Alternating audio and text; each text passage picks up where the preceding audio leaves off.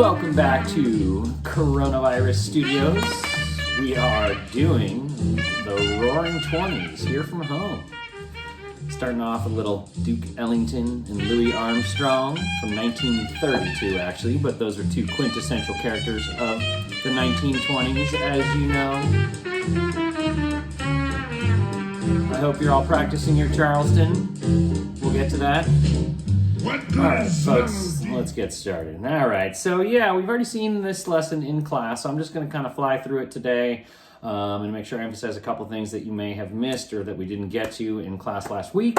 Later on this week, I'll be sending another video out, which much more substantive. It'll be a long story of how the Great Depression was caused, looking at the politics and economics of the 1920s. But this is the fun stuff. Remembered, we've got our dance to learn. So folks, I've added a few more tutorials because, you know, when we get back in April, eventually we will all come back.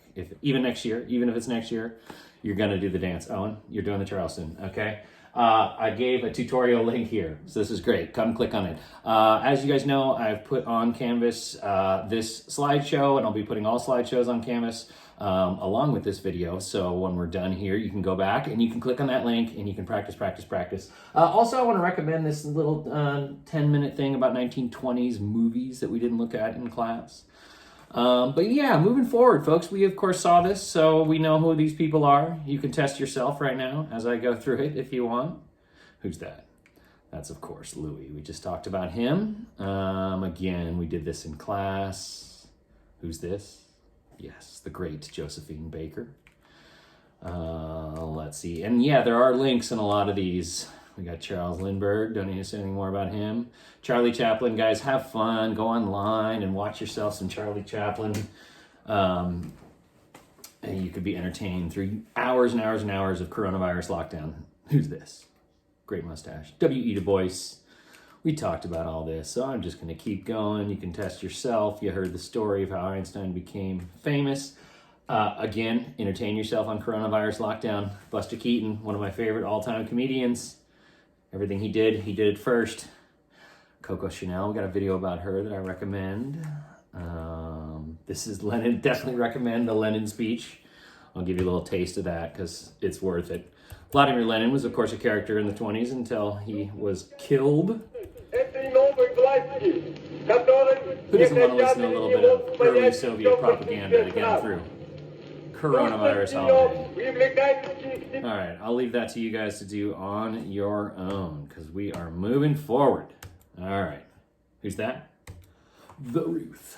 Babe Ruth. No one knows who this guy is because, of course, he was president, and people didn't focus on presidents in the 20s. Why would they? We'll learn all about Harding in the next lesson. Boom and bust. This is, I believe, the wealthiest African-American person in the world at the time. Bessie Smith made a great name of herself. There's a great little video about the power of her voice that I recommend. Mary Texas Guinan, yes, was a speakeasy owner and just an all-about badass feminist woman in the 1920s. That right there is the Duke. Playing at the Cotton Club, which of course a big part of the 1920s was the flowering of black culture that's often called the Harlem Renaissance. And a staple of that was Duke Ellington holding shop at the Cotton Club in Harlem. Of course, whites from uptown flocked downtown to see the black talent, and it was one of the first ways in which African Americans got into the hearts and minds of white Americans. So these were true pioneers, some of these musicians. All right, something that we didn't go into detail is just the many ways in which women's lives changed during the 1920s. And I know that you know that they got the right to vote, so that of course propelled them into being involved in politics in a new way. But World War I is another one we talked about, opened a lot of jobs to them. Now, while after the war, many of those jobs were then closed to women, a lot of them weren't, and women were a new expanded part of the workforce. Other things in the 20s affected the lives of everyone, but women especially. Appliances. You know, this was the era when we invented the washing machine and the dryer and all the appliances that, of course, make chores not so oppressive. So that freed up time for women. The automobile was all about freedom. The idea that you could just hop in the car and get anywhere on your own was something that gave all Americans sort of a new sense of independence and freedom. And when a woman got behind the wheels of a car and was off on her own, it was certainly empowering. So The birth rate falling, this is huge, okay? Women's lives were, of course, constantly all about raising children before the modern period. And yeah, in the 20s, the birth rate in America fell into the below 3 kids per family and was falling quickly. So with fewer kids at home, women could really get out there more. High school enrollment quadrupled in these years. I found this fascinating. The United States became the most educated society in the world. We had a public school population during this time period that no other nations matched. And it was really from this 1914 to 1926 period where every American kid was basically entering public schools. For the first time in U.S. history, school was really not always for all kids up until that time period. So yeah, the modern woman emerges in the 1920s. We all love the great fashion. We often call them flappers, but that's of course refers to those that were often dancing. But you know, these are just women dressing more modern, bathing suits slimmed down. But just the idea that women were wearing pants and women were wearing work clothes was a huge advance. Here's some African American women watching a baseball game, looking very modern. Though, let's be honest, things move slow for women. This is a contract that teachers were required to sign here, which is very typical, and you can read through this, but it talks about how they, you know, can't get married, you can't keep the company of men, you must be at home between the hours of 8 p.m. and 6 a.m., no loitering, no going to downtown ice cream shops. That is guaranteed to destroy your morality if you're a woman. Do not dye your hair. Do not dress in bright colors. So the idea that a woman taking a job would have to, you know, follow all these somewhat oppressive rules really just shows the extent to which society still defined the roles of women in a limited way. Because of course, men didn't have to follow these rules. They could go to ice cream shops. Margaret Sanger is a character I think we mentioned in class, so I'll go quickly. She, of course, started the first birth control clinic in New York City, and from there started an organization that became Planned Parenthood later. And you also heard that she, of course, has a dark side because she dabbled in eugenicism, as many people who were interested in birth control in those days did. And yeah, Planned Parenthood, in fact, separated from her in part because of her associations with using birth control to repress the populations of non-white people. So yeah, that's a mixed legacy of Sanger. The radio age. Yeah, the 1920s, the era of radio. So folks, I'd love it if you would on your own go through this PowerPoint and listen to some of these. This 1932 fireside chat by FDR it would be amazing to listen to right now given our current situation. This is deep into the Depression. He's sitting on the mic talking to the American people about what the government is doing, and I'm trying to sort of cheer them up. These were known as fireside chats, and it was a huge element of our society once FDR took over in 1932. Yeah, every weekend he sat for about an hour on the microphone and talked to the American people directly. The first few were, of course, all about the Great Depression. The one in 1940 is particularly intense because this is about Hitler and the Japanese marching all over the world, and he's just given America the straight dope. Americans tuned in by the millions to sit there on their radio, their families crowded around it to listen to the president talk. So FDR was remarkable in his ability to use the new medium of radio politically. Someone else, somewhat remarkable for the way in which they used the new medium is, of course, Hitler.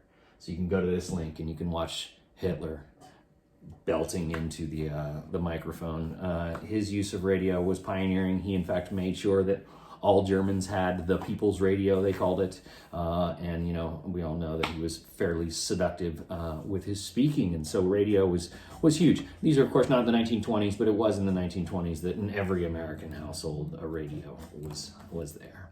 Okay, folks, got a couple more artistic contributions to mention. We have a great American composer, George Gershwin. You've probably all heard the song Rhapsody in Blue. Let's put that on for a little musical accompaniment to this. Hopefully it'll play. There we go. Maybe not.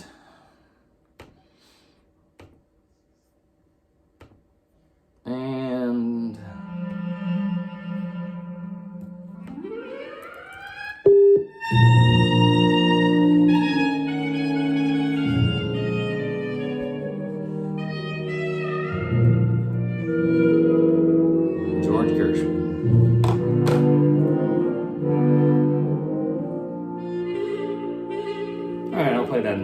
while I keep going. You know, there are great artists of the 1920s, like Edward Hopper and this famous painting, Nighthawks. We have Georgia O'Keeffe, one of my favorites, still one of the most sold artists in the world. Her work is extremely popular because of its beauty. I'm a big fan of hers, and she was a star of the 1920s. F. Scott Fitzgerald. We leave the age of the great mustache, but like I like to see he's representing with his hairstyle there. It's kind of like a head mustache. I know most of you guys have read this book, so I don't need to say much more about that. Ernest Hemingway, this guy fought in World War I, comes out deeply emotionally scarred, but produced a series of great books, many of which are about World War I, or they're about American and European society during society during World War I. So these were sort of staples of American culture. And Hemingway was a very popular artist until he shot himself, I think. Yes, he certainly had PTSD, but a great author. Claude McKay. Now we're talking about the Harlem Renaissance here, folks. And we see an explosion of black literature as well. And so Claude McKay, he was a poet and an author. And again, one of the first black artists to really become popular among white audiences. Somewhat edgy. I recommend that you read this poem. To the White Friends. I'll read it to you, why not? Think you I am not fiend and savage too? Think you I could not arm me with a gun and shoot down 10 of you for every one of my black brothers murdered, burnt by you? Be not deceived, for every deed you do I could outmatch. Am I not Africa's son, black of that black land where black deeds are done?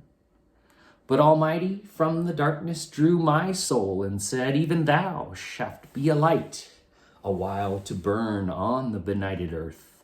Thy dusky face I set among the white, for thee to prove thyself of highest worth. Before the world is swallowed up in night, to show thy little lamp, go forth, go forth. Positive take on race relations in America. Zora Neale Hurston writes a great book that you may read in English classes as well. Their Eyes Were Watching God, also a great cultural figure of the 1920s.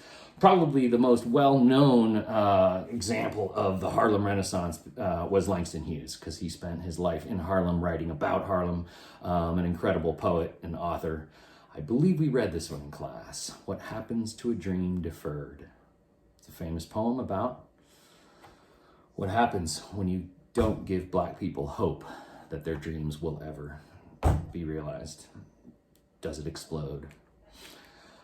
So yeah, the Harlem Renaissance. This is the notes I don't think we took on this, but yeah, the Great Migration. We have hundreds of thousands of African Americans leaving the South for the first time and going to northern cities. And yeah, they take root. And what comes out is sort of the first universal black culture that comes out of America. African Americans up until this point were basically kind of spread throughout different communities in the South and never really had a sense of their own identity and culture.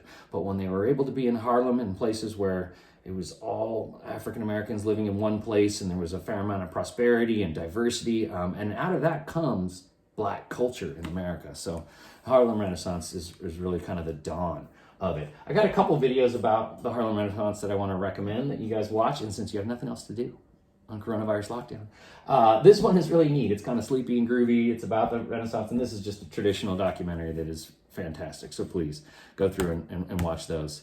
Yeah, just on race in the 1920s, as you know from when we started telling our stories of 1919, that race relations were brutal in the 1920s. This was not a high point. So, kicking off the decade is the popularity of this horrible movie called The Birth of the Nation. Feel free to click this link. It's about 6 minutes of the movie. It is grim. It just depicts, black-faced white people playing black actors as just diabolical beasts, and the Ku Klux Klan comes riding in on their horses in the end to save the day. So a deeply disturbing movie, but the fact that Wilson showed this movie in the White House multiple times. He invited people in to do a showing of it. It is critically acclaimed as a movie, sadly. So if you go on Rotten Tomatoes, it still gets high reviews.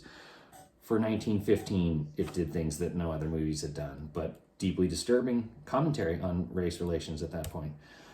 So we talked about all of this. Marcus Garvey is a story I'd love to tell you guys more about. But he was a cultural figure of the 1920s. I'll show you some photos. But he started a group called the Universal Negro Improvement Association. He's actually from Jamaica, but came to America and was hugely influential. He pioneered or brought back the Back to Africa movement. You know, we've seen that in the colonization societies in the 1800s, but Marcus Garvey brought it back in the 20s, and he chartered cruises, and he brought actually groups of African Americans to go to Liberia and other places in Africa. He also pioneered this idea of Pan-Africanism, of talking about Africa as one. So the dude dressed in military uniform because he was basically a soldier of Africa, and gave thundering and powerful speeches. One of the most interesting things about him is that Rastafaris in Jamaica latched on to him as a prophet. So if you listen to reggae music, you'll hear tons and tons of songs about Marcus Garvey. He is actually a prophet of God, as, according to the Rastafari, was Haile Selassie, an African king of the time period. So anyway, that's just a little aside note. But moving on, obviously, I've talked a lot about how Black culture thrived in the 1920s and found white audiences. I do believe that it was an era of race progress. But whenever you see progress on race, you see reactionary responses. The Ku Klux Klan grew during the 1920s, and it in fact peaked. Its all-time highest numbers were in 1925. This is a march on Washington in 1924 that just goes on and on and on. It is something 30 to 50,000 Klanners marched through Washington, D.C. Just, it took hours and hours for them to parade through. So yeah, the Ku Klux Klan, part of why it became so large is it broadened its hatreds that it had. It used to be a primarily African-American association,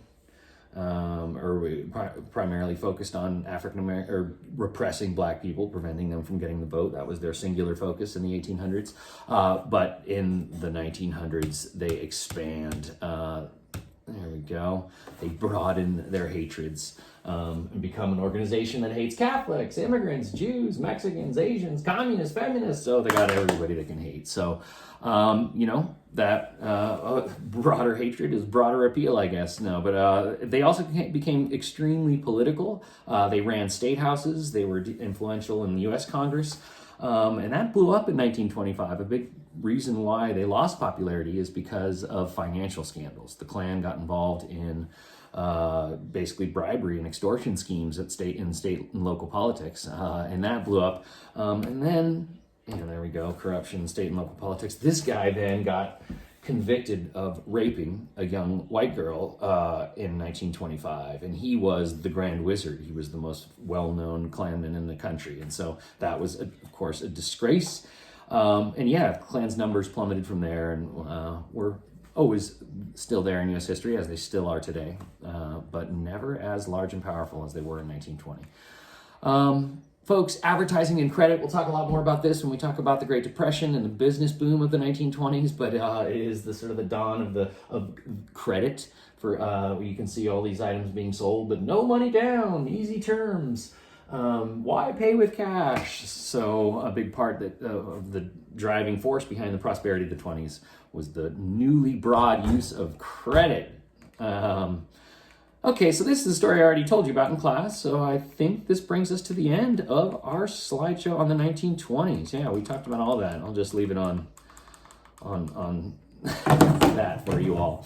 Ladies and gentlemen, stay tuned. Soon there will be another video about the politics and economics of the 1920s leading up to the Great Depression, a lesson that I call boom and bust. So thanks for tuning in. See you next time.